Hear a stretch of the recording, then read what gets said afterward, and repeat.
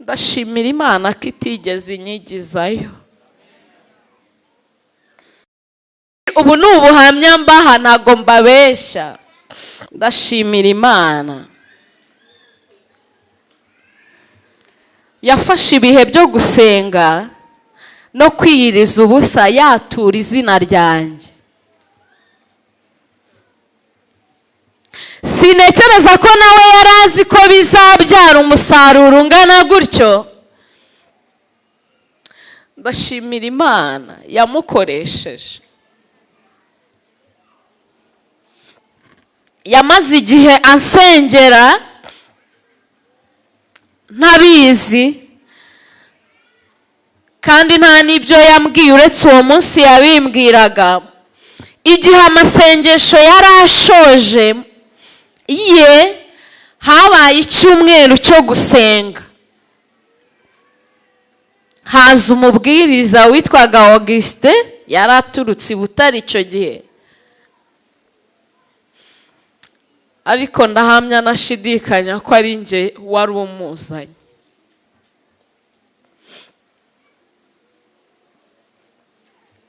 Ndashimira Imana ko itigeze inyigizayo.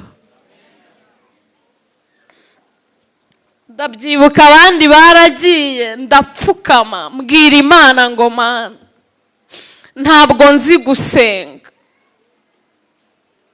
ariko umutima uramamiriza ko ndi umunyabyaha. Hari na bimwe nibuka nzi ntabasha kurengaho, yego, ariko ndakwinginze, ndashaka nanjye kwitwa umwana w'Imana, ntunyigizeyo. Mwuka w'Imana yaransanze ansubiza mu mibereho yanjye ya kera. Ntangira gusobanukirwa n'uburyo nari mubi, ndeba n'uburinzi bw'Imana Imana yandinze, simbe narapfuye. Kambabwira, narize amarira ntazigera nibagirwa. Nararize umutima numva ugiye gushwanyuka. Ndeba igihe kinini natinze, reka mbabwire, nari narabuze umutima w'imbabazi, nari narabuze umutima wo kubabarira. Ariko mbona ukuntu Yesu yangiriye neza akandinda ndi umunyabyaha simpfe, akangirira imbabazi ntari uwo kubabarirwa. Iryo joro ndara ngundagurana na marayika. Hari umwana w'umuhungu, nawe marayika yaraye amubwira ngo shaka Bibiliya ugende mu mwaka, nigaga mu wa gatanu, ugende mu wa gatanu, harimo shefutene waho, umuhe Bibiliya.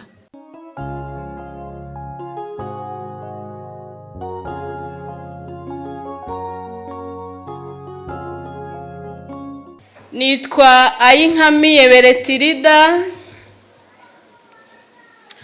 ndi umubyeyi w'abana babiri b'abakobwa.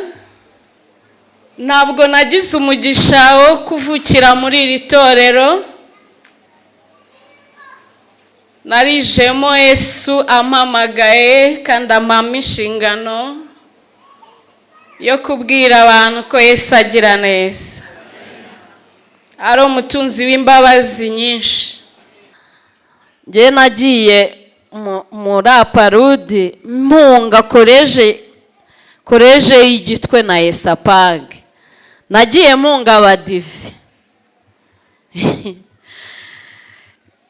Ngize ibyo nitaga ibyago, nsanga muri icyo kigo ngiyemo naho n'abadive. Yego, ako n'uburyo Imana yanshakaga. Mageze nsanga ibyo nahunze Igitwe binkurikiye mu Ruhango. Ndangije nkajya nicara inyuma. Buriya abantu, reka mbabwire, narahicaye, ni abantu bake bicara inyuma bashobora kumva ijambo ry'Imana, ni gake cyane. Ntabwo nciye iteka, ntabwo nciye iki iteka, ariko haba utuntu twinshi turangaza. Najyaga nicara inyuma nkacunga isaha, twabaga turi abanyeshuri dufite amafoke mu mufuka. Isaha yagera tugakubita amafoke hasi kugira ngo abantu bamenye ko ari iki, isaha yageze. Ndashimira Imana, hari igihe cy'ububyutse twagize, baradusaba ngo umuntu nafate urupapuro cyangwa ikayi yandikeho amazina y'abantu asengera ngo Imana ibahishurire ukuri kwayo. Namwe byarabaye? Yego. Buriya rero mutekereza ko nta mumaro bigira. Nageze kuri icyo kigo, nari umukobwa uvuga amagambo makeya, nagaragaraga nk'umuntu usuzugura, ni kububa, reka mbifate gutyo. Ariko ndashimira Imana, reka mbabwire, nahasanze uwari animatrice waho ni umumama wari ukuze, ariko ari animatrice w'icyo kigo. Habaga abanimatrice babiri, umuto n'umukuru. Ni umuntu w'Imana cyane, Imana ijya imuha umugisha. Arangije aza kunsanga ndi mu ishuri, ndani chefte icyo gihe abakobwa banga gukoropa, nkoropa karase njyenyine kubera kwa kuvuga amagambo makeya. Ambonye aranyitegereza, ambwira amagambo ntigeze nibagirwa. Arambwira ati, mbega ukuntu wavamo umubwiriza mwiza. Atumva, ngiye kugusengera kugeza igihe Imana izangabiza umutima wawe, nkakubwira ijambo ry'Imana ukumva kandi ukihana. Ndamubwira ngo ngaho genda ugerageze. Ndashimira Imana, yafashe ibihe byo gusenga no kwiyiriza ubusa, yatura izina ryanjye. Sinekereza ko nawe yari azi ko bizabyara umusaruro ungana gutyo. Ndashimira Imana yamukoresheje. Yamaze igihe ansengera ntabizi, kandi nta n'ibyo yambwiye uretse uwo munsi yabimbwiraga. Igihe amasengesho yari ashoje ye, habaye icyumweru cyo gusenga. Haza umubwiriza witwaga Auguste, yari aturutse i Butare icyo gihe. Ariko ndahamya nashidikanya ko ari nge wari umuzanye.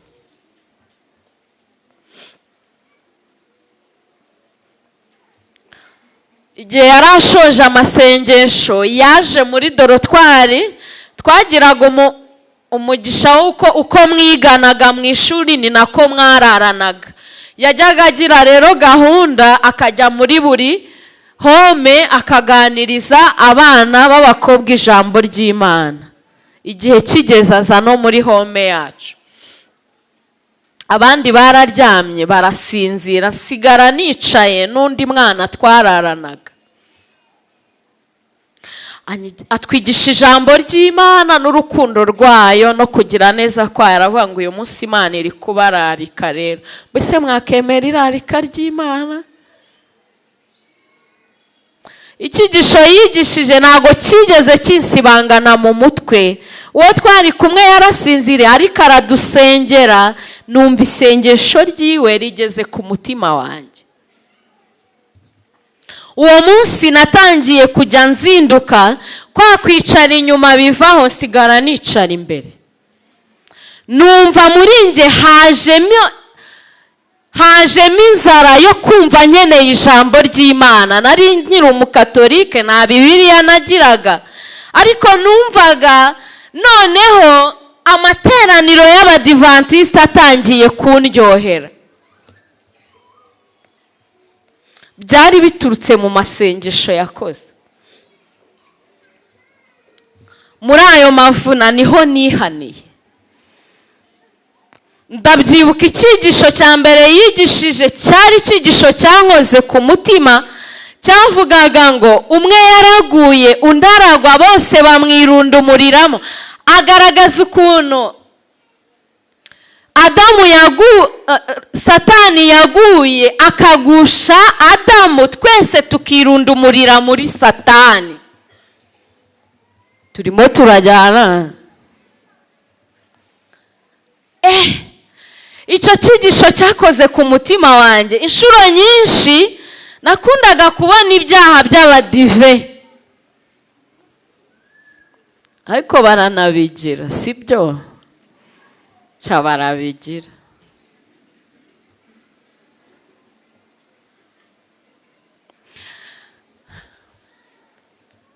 Urahirwa, urahirwa, urahirwa yewe muntu, niba utuye bashima Imana kuri umudivantiste, uri umunyamahirwe.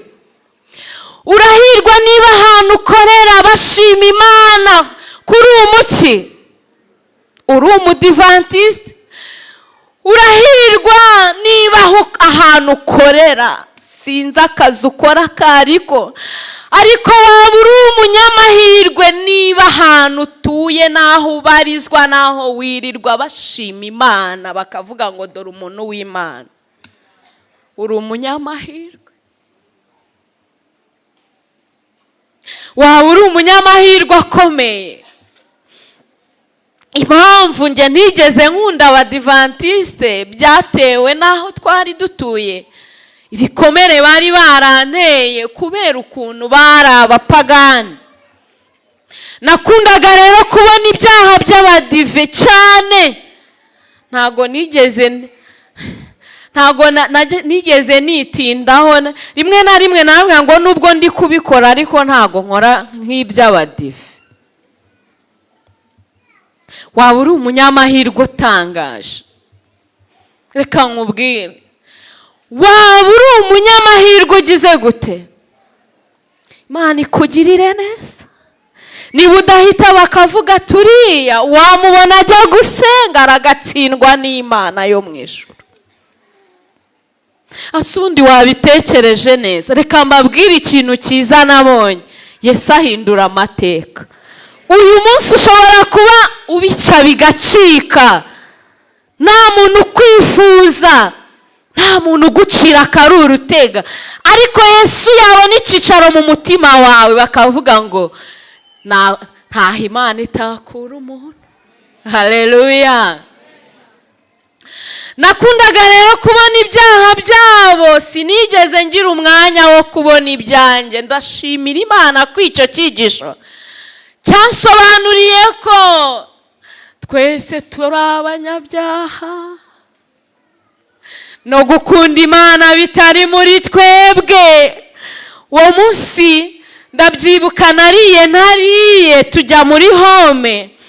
Hari ahantu hari itsinda risenga basengaga njye sinari ndimo. Hanyuma uwo munsi nanjye njya gusenga. Ngezeyo abandi barasenga, njyewe numva isengesho ryanjye ntago ryarenze parafu. Ndangije nigira inama ndavuga ngo rero ubwo abandi bagiye kuryama, reka mbabwire, ari ububyutse volume ya 5 harya ni ya 5 cyane ya 6 itwereka ukuntu Yakobo yafashe marayika akagira gute, akagundira kugeza ubwo asimbagurika atabasha kugenda, ariko akagira gute, akamugundira akavuga ngo ntago ndi bukure kuri utamaye umugisha. Haleluya. Nanjye navuga ngo nibagende baryame. Numvaga nabuze amahoro mu mutima, numvaga umutima undya.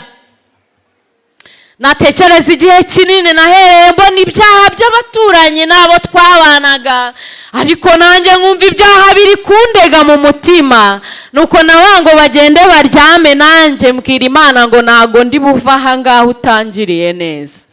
Ndashimira Imana ko yangiriye neza. Ntago nari nzi iyo biva n'iyo bijya, ni ukuri no gusenga ntabyo nari burareka mbabwire, kubera nyine mwavukiye mu itorero, usanga iwanyu basenga, sibyo? Aririmba bigenda gute? Ntago abakatolike baba bazi no gusenga, singiye kukubeshya.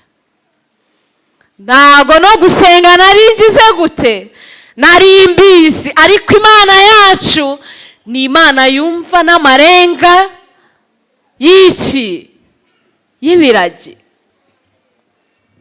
Ni Imana yumva n'amajwi y'abana batabasha kuvuga.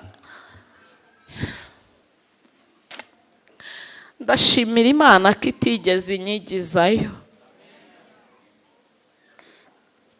Ndabyibuka abandi baragiye, ndapfukama mbwira Imana ngo Mana, ntabwo nzi gusenga, ariko umutima uramamiriza ko ndi umunyabyaha. Hari na bimwe nibuka nzi ntabasha kurengaho, yego, ariko ndakwinginze, ndashaka nanjye kwitwa umwana w'Imana, ntunyigizeyo.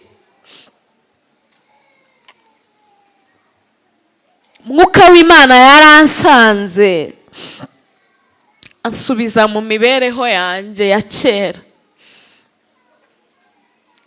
Nangira gusobanukirwa n'uburyo nari mubi, ndeba n'uburinzi bw'Imana Imana yandinze, simbe narapfuye. Kambabwira, narize amarira ntazigera nibagirwa, nararize umutima numva ugiye gushwanyuka. Ndeba igihe kinini natinze, reka mbabwire, nari narabuze umutima w'imbabazi, nari narabuze umutima wo kubabarira, ariko mbona ukuntu Yesu yangiriye neza akandinda ndi umunyabyaha simpfe, akangirira imbabazi ntari uwo kubabarirwa. Mbwira Yesu ngo mbabarira. Reka mbabwire, ubu ni ubuhamya mbaha, ntago mbabeshya. Muri ayo materaniro bari bamaze igihe baririmba indirimbo y'191 ivuga ngo ngize amahirwe bayuwa Yesu. Murabyumva, ntayo narinzi, sibyo? Ariko nabwiye Imana ngo mbabarira, kuko numvaga umutima wanjye uremereye, ngiye gushwanyuka umutima, ibyaha byarandegaga. Mbwira Yesu ngo mbabarira kubw'ubutunzi bwawe bwinshi. Ngiye kumva, numva inyuma yanjye hari umuntu ntareba amfasha kuririmba indirimbo, narayiririmbye irarangira. y'190 indirimbo ndayiririmba, ariko numvaga irindi jwi riri kumfasha kuko sinari nyizi, ntabwo nari nzi Bibiliya. Ariko numva umwuka w'Imana arambwiye ngo shaka Bibiliya usome Yohana 3:15. Nakomangiye duayene yararaga hafi aho, ndamubwira ngo nshakira Bibiliya muri Yohana ni he. Ntabwo umuntu aba abizi, rega ntabazi no muri Yohana hariho. Murimo muranseka se, uretse ishapure twagendanaga, ubu se mwese mwarivukiyemo? Mwarivukiyemo ra? Uretse ishapure twagendanaga, hari n'ingo zingahe se zayitungaga? Papa yari umukatejiste. Abakatejiste bari abantu bahaza mu kiliziya yambaye ikanzu y'umweru, sibyo? Yajyaga asoma celebration mu cyimbo cy'uko padiri agira gute, aza kuri santarari, ni santarari ni sikirisari. Ako se nkubwire ko nta Bibiliya yabaga iwacu? Muri kunseka. Mbwira duwaye ndebera muri Yohana 3:15 hansomere amagambo nakuyemo, niba ariko handitse uko niko babona ubugingo buhoraho. Umva ndavuga ngo haleluya. Numvise mfite ibyishimo bitarondoreka, ndavuga ngo haleluya. Mana urakoze, ndagushimye. Nazamuye gushima, shima Imana, ndavuga ngo Mana urakoze, ndagushimye, ndaguhimbaje, uri mwiza. Numva ibyishimo biraza, naragenda ryama ndasinzira nk'umwana w'uruhinja. Nakangutse mu gitondo njya kureba animatrice, ndamubwira ngo reka nkubwire ibyambaye, ndashimira Imana ko Imana yangiriye neza. Arambwira ati ndi kukureba nkabona ibineza neza. Iryo joro ndarangundagurana na marayika, hari umwana w'umuhungu, nawe marayika yaraye amubwira ngo shaka Bibiliya ugende mu mwaka, nigaga mu wa 5, ugende mu wa 5 harimo shefutene waho umuhe Bibiliya. Yazindutse mu gitondo aza kunshaka, niyaranzi, arabaza shefutene ninde, ndamubwira ni njyewe. Arambwira ngo ijuru ryambwiye ngo nguhe Bibiliya. Nayize nta muntu yinyigishije uretse umwuka w'Imana. Ndashimira Imana. Reka mbabwire, reka mbasomera aya magambo. Ntukaribike ngo ugire ikindi gitabo usoma cyose. Icyo gitabo cyemeza umuntu icyaha. Turimo turajyana. Cyemeza umuntu iki? Icyaha. Gihishura inzira y'agakiza cyeruye. Nta muntu n'umwe wigeze ashaka Imana n'umutima we wose, turimo turajyana, ngo narangiza yibure. Oya, ntibibaho. Ntabwo bisaba kuba ufite ikibonezamvugo cyiza no kumenya gutondeka amagambo. Oya rwose. Nta nubwo bisaba kuba uzi gusoma n'abatazi gusoma. Ntabwo Yesu ajya abigizayo. Haleluya. Gihishura inzira y'agakiza cyeruye, gitera umuntu kurabuka ingororano irabagirana kandi y'ubwiza. Kiguhishurira umukiza ushyitse, kandi kikakwigisha yuko mu mbabazi ze gusa zitagira uko zingana ariho ubasha gutega guhabwa agakiza. Haleluya. Ni bangahe se bumva bagiye gufata umwanya wo kubaza Imana niba Imana ibemera? Ni bangahe?